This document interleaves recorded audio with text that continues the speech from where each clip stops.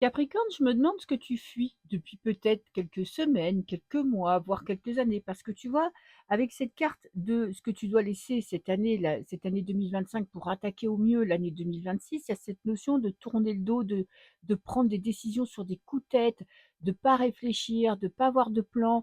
Parce que ça pourrait être très positif. On dirait, ouais, c'est du lâcher prise, tu te laisses aller, tu vis au jour le jour. Mais c'est comme si tu fuyais quelque chose qui te rendait triste.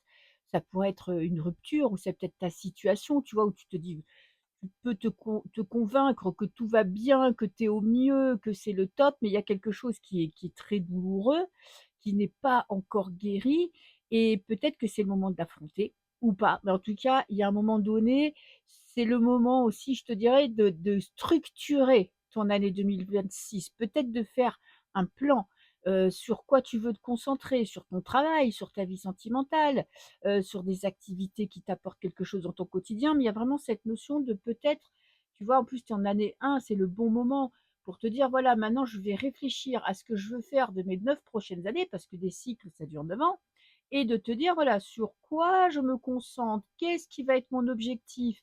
J'arrête de fuir, j'affronte, je regarde, là, tu vois, là, c'est tout ce qui te fait peur, je regarde tout ce qui me fait peur au lieu de tourner le dos à tout ça. Donc c'est pas forcément facile, mais c'est faisable. Alors, sur quoi tu dois te concentrer? Qu'est-ce que tu dois garder? Cette notion d'imprévu. OK, tu vois, c'est un petit peu on dirait les cartes, elles disent n'importe quoi. Là, on te dit: «Arrête de fuir» et là, on te dit: «Concentre-toi sur les imprévus». C'est-à-dire de faire exactement ce pourquoi tu estimes que c'est juste pour toi, ce qui te plaît, ce qui te fait du bien, ce qui te fait plaisir.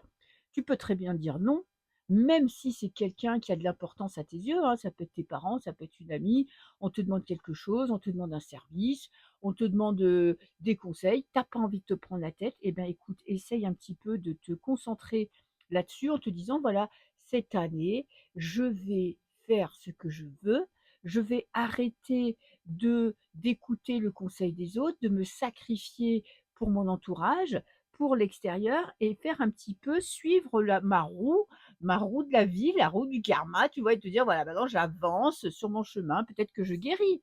Je guéris une petite blessure du passé qui est là, lancinante, même si je pensais que c'était fini. Mais il y a vraiment cette notion d'accepter que, bah, tu auras pas toujours ce que tu veux et qu'en même temps tu es maître de ta vie. Tu vois? Avec le cavalier de bâton, tu es capable de prendre des décisions très importantes. OK, et qu'est-ce que ça va t'apporter? De faire ces 2 actions, bah, déjà, c'est d'être plus connecté au concret, d'être moins dans tes pensées, d'être moins, tu vois, dans la tristesse. Moi, pour beaucoup, il y a de la trahison dans l'air, il y a une personne qui t'a lacéré le cœur.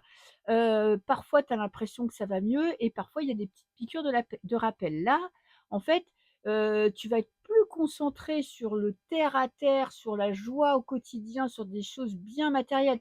Pas trop dans le spirituel cette année, tu vois? C'est ce qui va te guérir, ce qui va te nourrir, c'est faire des choses très, très concrètes qui t'apportent du plaisir, que ce soit par la nourriture, que ce soit par des activités manuelles, que ce soit par le sport, mais c'est vraiment dans le concret que tu vas trouver ta sérénité et ton bonheur.